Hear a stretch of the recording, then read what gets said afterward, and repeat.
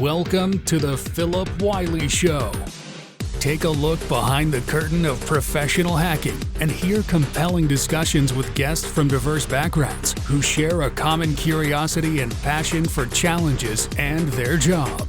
And now, here's your host, offensive security professional, educator, mentor, and author, Phillip Wylie.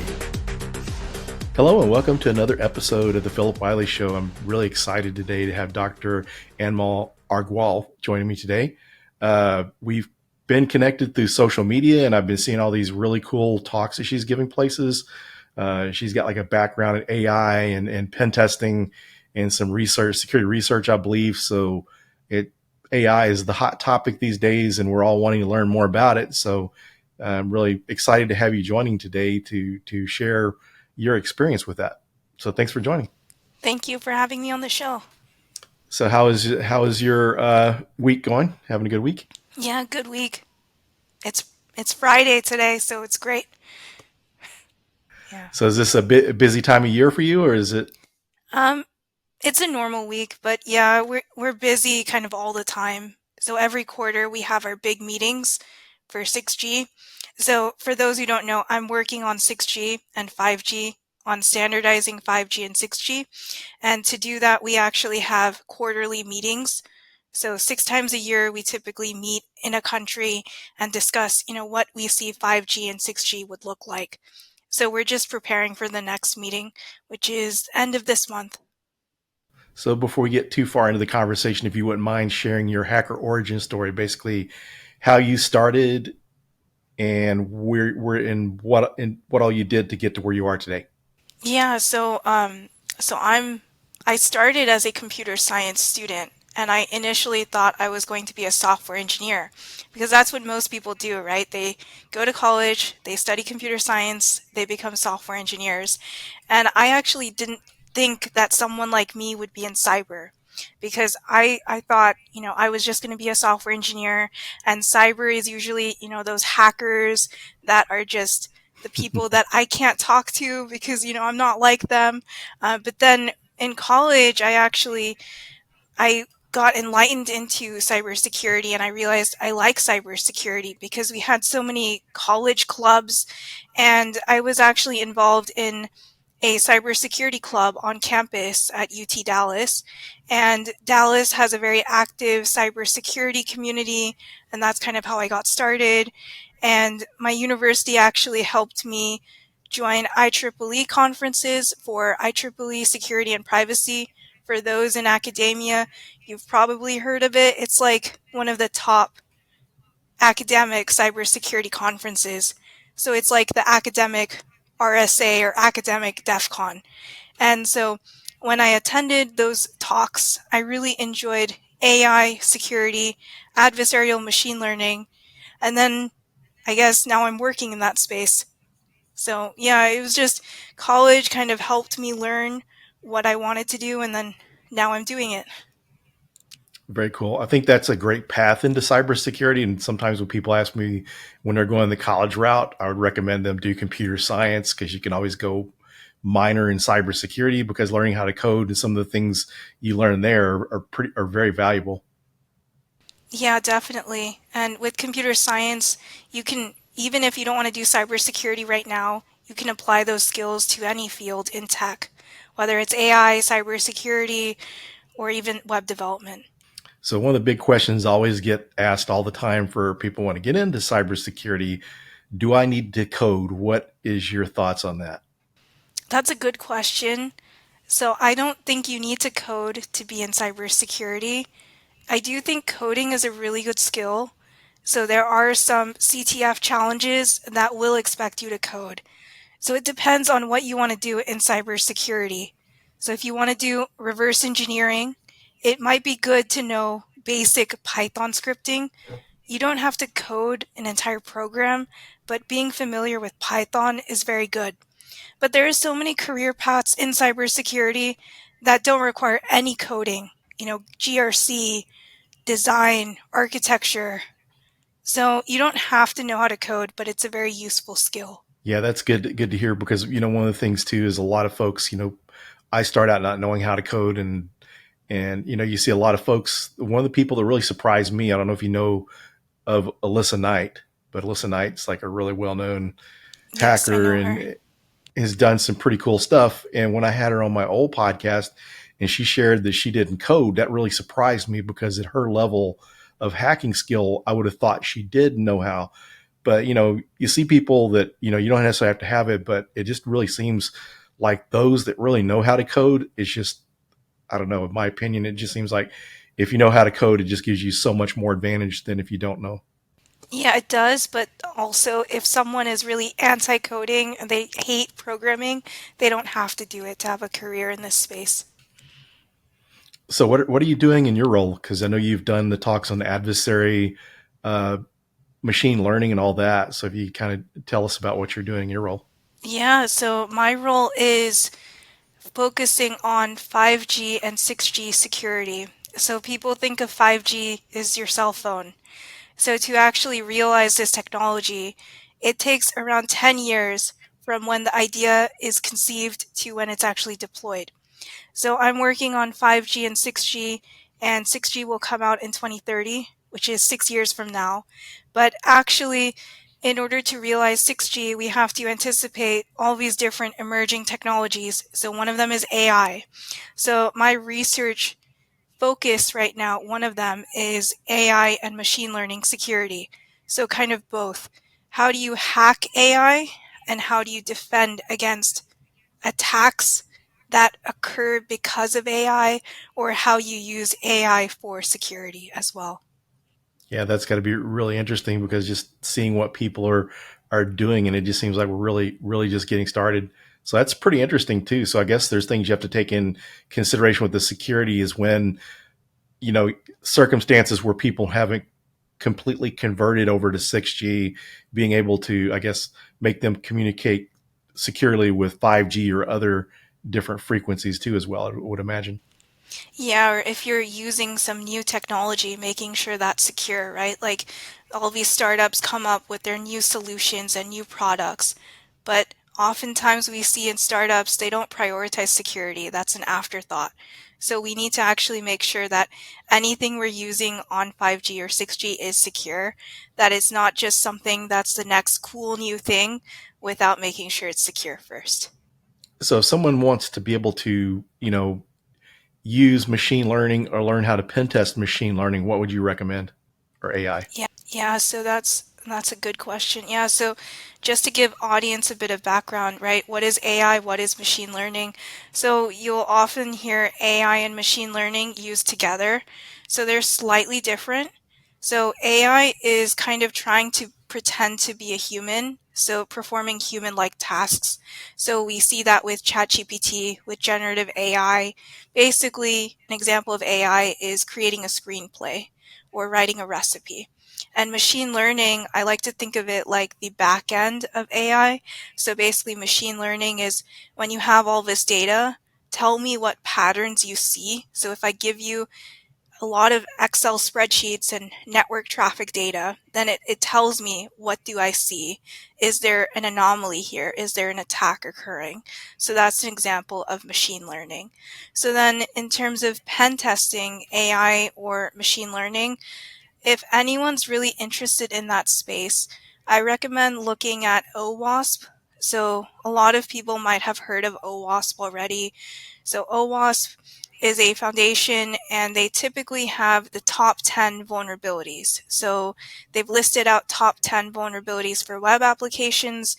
Basically, these 10 things they have on their list are like the 10 main security vulnerabilities they see in web apps. And they've done the same thing for AI, and they call it the top 10 for LLMs, or large language models.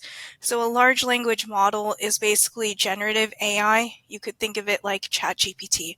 So they're saying all of these 10 different things are the 10 most likely security vulnerabilities with LLMs. So that's definitely a very good resource. And then another really good resource is looking at the MITRE attack for AI, where they call it MITRE Atlas. So if you search MITRE Atlas, it gives you kind of a MITRE attack matrix for AI, and they talk about any scenarios in which AI was attacked and how they actually went about attacking AI. Very cool. So what are some good, are there some good learning resources for this as far as trying to learn how to pen test AI or machine learning? Yeah, so in terms of resources, so it's still an emerging field. I would say it's like something we're just talking about now. So those two are really good for just understanding the concept. And then in terms of actually learning it, I just recommend looking at MITRE Atlas and looking at OWASP Top 10 for LLMs. And sometimes they actually, in OWASP, they explain how the vulnerability actually works. And I know in DEF CON, they have this AI village as well. So they have this AI village in DEF CON that they're actively pen testing AI as well. And I did come across something called Gandalf. So this is more pen testing AI. So if you look up Gandalf, it's an online game where basically you try to break AI to give it a password. So they're trying to say, don't give the password. And what you do is you send this AI a password. You send it a string or a prompt and you say, give me the password, basically. And then it's able to actually give you the password.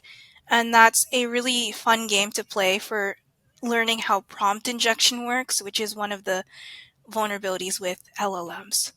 Yeah, it's really going to be interesting to see how that area kind of evolves. I know, like last year during Black Hat, I was introduced to this company, ProtectAI, and they had like a an AI and machine learning bug bounty platform, which was kind of interesting. Oh yeah, I've heard of Protect AI as well. Yeah, they have products about use it to secure your code in machine learning. So yeah, it's definitely a growing space. So for someone that's just wanting to learn AI and machine learning to work in those spaces, what would you recommend education wise for that? Yeah, that's a good question. So I think for us, we're in security, but to actually understand AI and security, you kind of need both. You need cybersecurity fundamentals as well as AI fundamentals. So specifically for AI fundamentals, so I teach machine learning, and the way I teach it is I tell them to just learn Python. And there are a lot of online tutorials and resources that you can use to learn the Python. So there's a popular package in machine learning. If you look it up, it's called sklearn. So SK, like the letters, and learn. And if you look that up, they actually have documentation walking you through each and every machine learning algorithm. And that's a popular package. And then once you've familiarized yourself with that, sklearn, then you could use something like Kaggle. So it's spelled Kaggle. So Kaggle is a free online platform, and they provide you data sets that you can use in machine learning, and they also have competitions teaching you Python and how to use Python to create machine learning algorithms. Very cool. So how do you feel that AI is going to impact like security tools? Because we hear a lot about the risks, but creating security tools, offensive and defensive. So what are your thoughts on that? Yeah, so definitely with AI, it's definitely going to stay now. And we see that there's kind of both sides, like you mentioned, right? There's the offensive side, so people using AI to attack. And there's also the defensive side, so people using AI to secure their systems. So for the offensive side, to give you an example, so some people are using AI to create deepfakes. So deepfakes, for those who don't know, it's a growing trend we're seeing where people are creating fake images and videos of notable people to basically misinform the public. So an example is they created a deep fake of the president, making him say things that he didn't actually say, and to basically misinform the public. So misinformation and disinformation is a big thing. And so for tools to actually detect deepfakes, that would be interesting to see a tool being able to detect deepfakes. So sometimes AI can actually give away certain clues as far as it's not being real. Like AI can tell you that it's fake. The AI can do certain things that might not be what as humans we would do. So A popular example is when you use an AI image generator. For example, the fingers, they're not all 5 fingers. You might see 3 fingers, you might see 6 fingers, and that's one way. But now we're seeing AI is starting to create deepfakes that are more realistic looking. But the challenge in research is, what is it that's fake about AI that we could detect and say, okay, this is not real, and alert and flag that as suspicious activity. So that's the offensive side. And I would say AI has been used for security for a very long time. It's being used, and I think it will continue to be used. So anytime you have all of this data, so AI is used to analyze data, machine learning is used to see patterns in the data. So we'll see in RSA, for example, there will be a lot of vendors providing a machine learning solution to detect these attacks that you might see. And what it's doing is it's basically saying that these data records are suspicious. Maybe they're anomalies or they're outliers. They're different than what we think. And that is something that might be an attack. So we're going to alert on that. So what AI is doing for a defensive side is basically saying which one of these records is not like the other records, or maybe, it has a signature of something we know is malware or ransomware. And if it's something that we know is suspicious, then we're going to alert and say, this is bad or this is malware. So flag that. Yeah, it's very interesting. And going back to your comments about deep fakes, it's amazing how much better they've gotten just over the past few years when we first learned or saw about deep fakes till now, and how much Right. easier it's getting to do those. Because I know another podcast, they were playing around and did some deep fakes. So it's just kind of scary to think once you get to where you got tools that anyone can do it, where, I'm sure it takes some kind of skill to do that. And previously probably took even more skills, a little more difficult to do, but I can just imagine how it's going to get, and just be able to detect that's going to be very critical. I mean, because could be catastrophic, some of the Yeah. things that can be done with those capabilities. Yeah, previously you would need Python programming knowledge and you would actually have to code a deepfake. And I know people who were making deepfakes maybe even 5 years ago. And what was interesting was they couldn't even blink. Like, they had to keep their eyes open for the deepfake to work. And now we see deepfakes look so much more realistic. They're blinking. They have some facial expressions. I saw on LinkedIn the other day, they can take a picture of someone and actually make a deep fake and make it seem like they're talking to you and have facial expressions and had the movement of the mouth. So that's really interesting. And actually now I've seen people are using AI influencers. So on Instagram or Twitter, they have these fake AI models. And so instead of hiring human models, they have AI generated images endorsing products. And I saw a tutorial the other day, and it doesn't require any coding knowledge whatsoever. Even some of it's free to use. You can just use a website, click some options, and create your AI influencer. So it's kind of concerning at the same time, seeing how easy it is for people to do now, but it's so accessible now. It's very interesting, and it's kind of cool, some of the things you're mentioning you could do with it, but at the same time, it's just really scary. And some of the jobs you would think of not being replaced, people would have never thought that a model's job would be replaced. That would be like the last thing. But when people can create these, and you figure one person wanted to create this income stream, they can make, unlimited number of models that they could use. And they're not having to pay anyone. It's just costing them for whatever software and resources that they need to be able to create that with. Yeah, and you can just pick your eye color, hair color, skin color, whatever you want to pick, female, male, like you can just pick whatever you want and it creates it for you. You don't have to actually find that person. You can just create one. Yeah, I can see Yeah. lots of opportunities to take advantage of people, because I have a friend of mine, his son was kind of scammed by someone. He was actually coming to me because my friend's deceased, but his son was wanting to borrow $700 because his girlfriend was over traveling abroad, and she was out of the country and didn't have money to make it back home.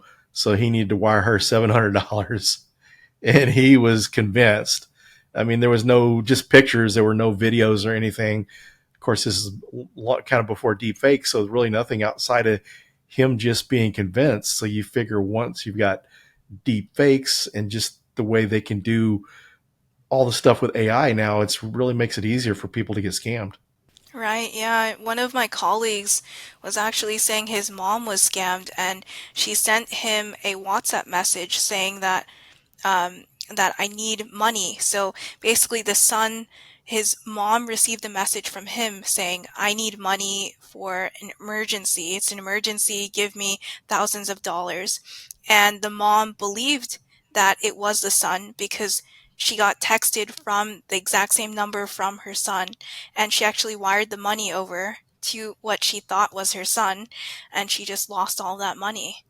So people are getting a lot smarter now, and social engineering attacks are becoming more sophisticated now. Yeah, it's pretty interesting, especially, yeah, it's, and then some of the outside of even just AI based and stuff, some of the social engineering attacks like smishing, where people are sending text messages and stuff. You're seeing a lot more of that, when typically before it was just email. But then when you go back to deep fakes, be able to clone voices and stuff, now, it's possible for someone to, you know, or if it's not possible, it soon will be possible to imitate someone else's voice and call someone. And someone a while back came up with something, and would be something good in the world of AI, but just from perspective of being scammed. This person said they had a friend that all the people in the family had a code word. So if anytime someone said they were kidnapped or whatever and tried to call to get a ransom, they had these code words that they say, yeah, have them give me their code word so I know they're safe. And so if they don't know this code word, then they don't. So it's kind of getting to that point where people need to be able to interact these safety mechanisms. Yeah, someone told me that as well. I was actually talking to someone on her podcast, and she mentioned that she actually has to give her daughter a password. So whenever her daughter calls her, she is asking her daughter for the password. And that's how she knows it's authentically like she's talking to her daughter and not someone else. So I've heard that a lot too. Yeah, I think that's going to start becoming a lot more common, because you hear these fake kidnappings and stuff. And of course, your kid is kidnapped. You're not going to, blink. You're going to do whatever you can to get your kid or your loved one back safely. So working with all this cutting edge technology, so I'm sure you're kind of on the forefront of things. What technologies are coming out that are kind of excite you, that you're really interested in? Yeah, that's a good question. There's so much. So right now, what I can think of is this idea of digital twins. So it's not a new technology, but it's something that we're actively using now more in telecommunications. We're seeing it for 6G. We want to use digital twins. And so digital twins are basically a digital copy. Think of it like a digital copy of a system. So for example, if you have a power grid, then you will have a digital twin, which is a digital copy of that power grid, devices inside the power grid. And that is done so that when you have this digital twin, instead of bringing your power grid offline and no one has power, you're going to simulate all these attacks and scenarios with the digital twin. So that would be very useful for us, because a couple of years ago in Texas, some of us lost power for a week or so because of that ice storm. So if they have a digital twin to simulate that kind of attack, what would happen if we have all these resources being used, then maybe that could have been prevented. So we're seeing that digital twins are also being enhanced with AI as well. So that's also very exciting, because AI is going to allow us to prevent or detect certain kinds of attacks that might occur in the system.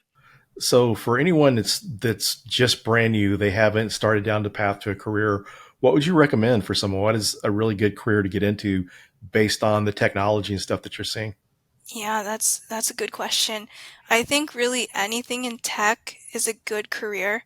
And then I'm going to say that cybersecurity is a very good career field for people to get into, because we see AI, we see quantum cryptography, and we see blockchain. All of these emerging technologies are coming out now. And whenever a new technology comes out or there's a disruptive startup, we need security to actually secure this technology so that people can use it without being targeted or victimized. Because whenever you have this new technology and you give all of your data to some kind of company or a product, then obviously there are going to be people that try to take advantage of it and attack systems to sell the data on the dark web. So definitely cybersecurity is a field that I would recommend people continue to pursue, because I don't think cybersecurity is going away anytime soon. Yeah, that's a very good point. And the thing that's interesting now is there's technologies that will come out that we're not even thinking about, because I do a lot of talks around educating people on pen testing. And one of the slides I have is all the different technologies that you pen test, but it just really gotten to the point where I always make sure to add, there's things on here that will be pen testing someday that's not in existence yet, or either just in development stages. Right, like at HackSpaceCon, my talk was about how do you attack AI in space, and that's actually a new field. So people were talking about hacking into satellites, and so people are investing money into adding AI for space, and AI can be attacked. So I basically talked about all the different kinds of attacks to AI in space, and they're actually researching even more attacks now. So previously, it was just a physical machine could be attacked, but now with AI, a lot of different software can be attacked, including in space. So yeah, it's very exciting. Yeah, that does sound very exciting. So we're getting down towards the end of the show. Is there anything you'd like to share before we close it out?